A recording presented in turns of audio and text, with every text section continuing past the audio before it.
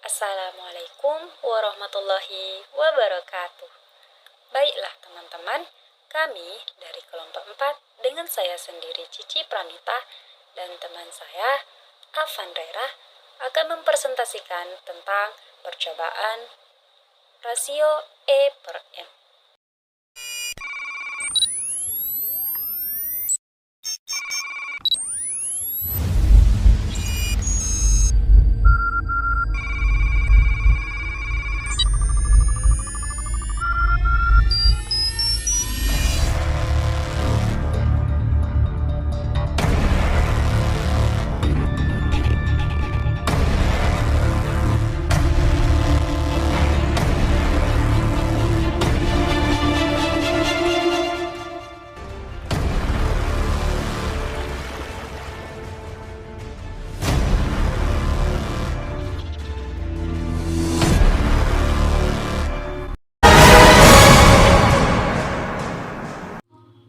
Apa itu percobaan rasio E per M?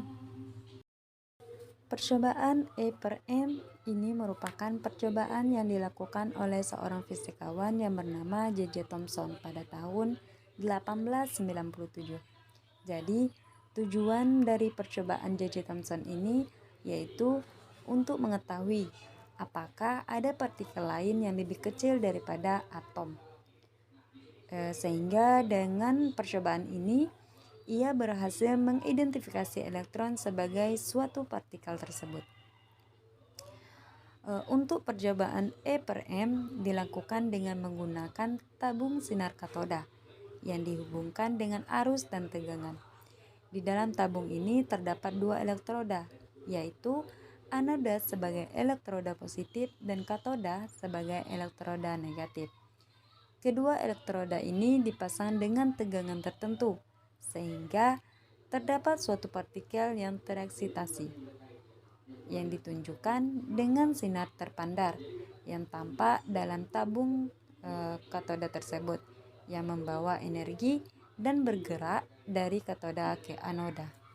Yaitu percobaan Thomson, di mana terdapat gambar, ada beberapa bagian di dalam gambar percobaan Thomson ini, yaitu yang negatif yaitu katoda, yang berbentuk positif anoda, ada tegangan tinggi, ada plat penghasil medan listrik, dan kumparan untuk menghasilkan medan magnet serta layar. Di mana jika percobaan Thomson, jika medan magnet dan medan listrik itu nol, maka elektron akan menempuh lintasan lurus. Selanjutnya, jika saat diberikan medan listrik, elektron mengalami gaya Coulomb sehingga lintasannya membelok ke A, atau gaya Coulomb yang dialami elektron F sama dengan E kali E. Saat diberikan medan magnet, elektron mengalami gaya Lorentz sehingga lintasannya membelok ke C, atau membelok gaya magnet yang dialami elektron adalah F2 sama dengan E kali V kali B. Jika medan listrik dan medan magnet diterapkan sekaligus, maka elektron akan mengalami gaya listrik dan gaya magnet secara bersamaan dalam arah berlawanan. Besar medan magnet dan medan listrik diatur sedemikian rupa, sehingga besar kedua gaya tersebut sama besar dengan elektron berjalan lurus.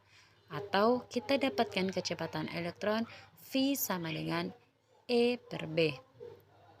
Selanjutnya, jika dikenal medan magnet, lintasan elektron dalam daerah yang mengandung medan berbentuk irisan lingkaran.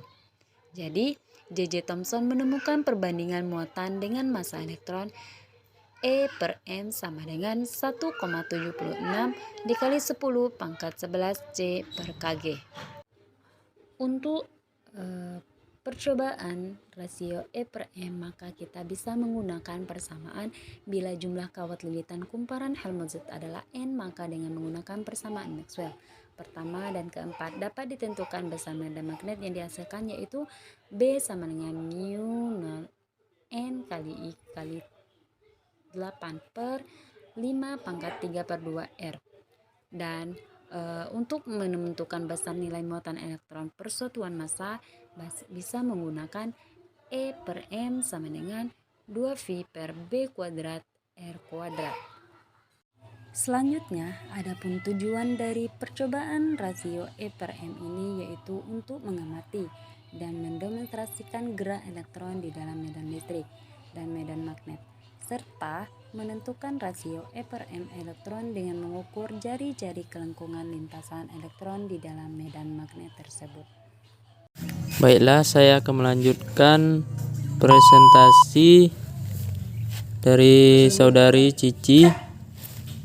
Materi selanjutnya itu prinsip percobaan. Prinsip kerja dari percobaan E/M J.J. Thomson adalah dengan memanfaatkan penembak elektron untuk menembakkan elektron ke dalam tabung vakum.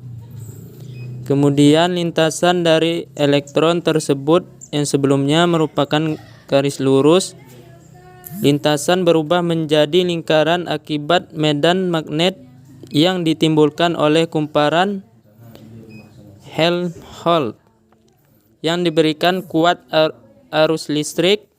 Diameter berkas lintasan elektron atau lingkaran inilah yang akan diukur menggunakan penggaris yang kemudian ditentukan jari-jarinya. Lalu nisbah E/M dari elektron tersebut dapat ditentukan. Jadi, prinsip percobaan E/M yang dilakukan ialah ketika suatu elektron berada dalam suatu area yang dipengaruhi oleh medan magnet, maka elektron tersebut mengalami penyimpangan atau dibelokkan. Medan magnet yang digunakan di dalam percobaan ini adalah kumparan Helmholtz atau kumparan yang memiliki jari R sama dengan jarak kedua kumparan yang dialiri arus listrik. Selanjutnya yaitu alat dan bahan. Beberapa alat dan bahan yang digunakan dalam percobaan ini sebagai berikut. Pertama yaitu sistem peralatan E/M atau Leibol didaktik di Jerman. 2. Power supply. Ketiga yaitu sumber daya tegangan dan arus. 4. Multimeter. Kelima, banana cables. Gambarnya bisa dilihat di bawah ini. Selanjutnya yaitu prosedur eksperimen. Pertama, menyusun peralatan yang telah disediakan. Yang kedua, memasang catu daya untuk tabung dan menaikkan tegangan volt ampere secara perlahan-lahan sampai 280 volt. Ketiga, setelah katoda menjadi panas dan berkas elektron terbentuk, maka selanjutnya adalah mengatur berkas dengan cara mengubah UB tegangan dalam silinder Wehnel. Keempat, menyalakan catu daya untuk kumparan Helmholtz dan mengatur arus sedemikian rupa sehingga berkas elektron membentuk suatu lingkaran tertutup. 5. Menggerakkan sekat sehingga lingkaran berkas elektron berada dalam suatu garis yang dapat dilihat oleh cermin yang ada di belakang tabung. Terakhir yaitu mengukur diameter berkas elektron dengan mengurangi tegangan. Berikut beberapa catatan yang harus diingat atau diperhatikan, yaitu jika pada saat nilai tegangan atau volt tetap sedangkan nilai arus listrik berubah semakin kecil, maka diameter lintasan elektron akan semakin besar. Jika semakin kecil nilai kuat arusnya, maka medan magnet yang dihasilkan oleh kumparan Health hole semakin kecil pula. Medan magnet yang kecil membelokkan elektron dengan lemah sehingga diameter lintasan elektron semakin besar. Karena diameter elektron berbanding terbalik dengan medan magnet. Hal ini sesuai dengan persamaan di bawah ini. Selanjutnya, jika nilai arus listrik atau I tetap sedangkan nilai tegangan atau volt berubah semakin kecil, maka diameter lintasan elektron akan semakin kecil. Karena tegangan berbanding lurus dengan kuadrat R. Hal ini sesuai dengan persamaan berikut. E per M sama dengan 2 volt per B kuadrat dikali R kuadrat.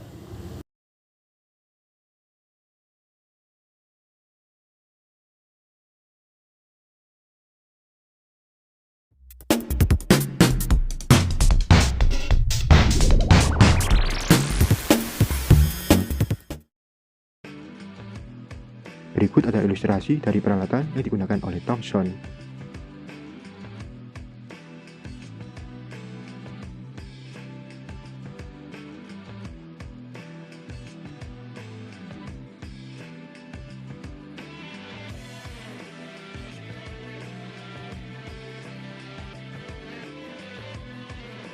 Pada sisi kiri, di sana terdapat 2 unit elektroda berbentuk keping lingkaran yang terhubung dengan sumber tegangan DC. Elektroda yang terhubung dengan kutub negatif dari power supply dikenal sebagai katoda. Sedangkan elektroda yang terhubung dengan kutub positif dari power supply dikenal sebagai anoda. Berbeda dengan katoda, di pusat atau bagian tengah anoda terdapat sebuah lubang kecil. Di sebelah kanan anoda, di sana juga terdapat elektroda lain yang berbentuk sama dengan anoda, namun tidak terhubung dengan sumber tegangan DC. Elektroda ini berperan sebagai filter atau penyeleksi arah dari sinar katoda. Pada sisi tengah, di sana terdapat 2 plat elektroda berbentuk keping persegi panjang yang terpisah secara vertikal. Elektroda bagian atas akan terhubung dengan kutub positif dari sumber tegangan DC. Sebaliknya, bagian bawah akan terhubung dengan kutub negatif dari sumber tegangan DC. Fungsi dari elektroda ini adalah untuk menghasilkan medan listrik.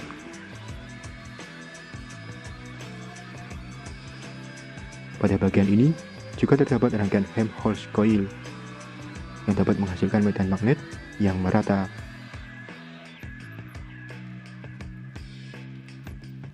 Pada sisi kanan, di sana terdapat nilai sudut yang tertera pada lapisan fluoresen. Lapisan ini akan berpendar ketika terpapar partikel elementer. Semoga bermanfaat dan jangan lupa untuk like, share, dan subscribe.